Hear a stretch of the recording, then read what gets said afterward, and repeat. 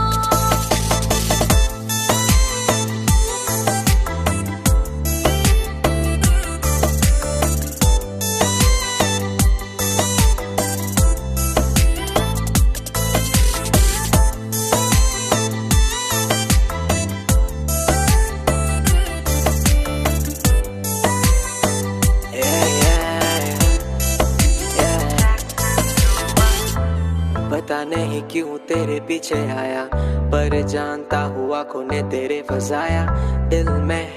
मैंने तुझे बसाया हाँ ये बात सच है ना डरे मुझे बातों ही बातों में अनजानी राहों पे है तू बोली साथों में तेरे संग ऐसे हालातों में हो जाए एक दूसरे की आंखों में तू जन्नत भी लगे अपना घर इस प्यार में रह भी कर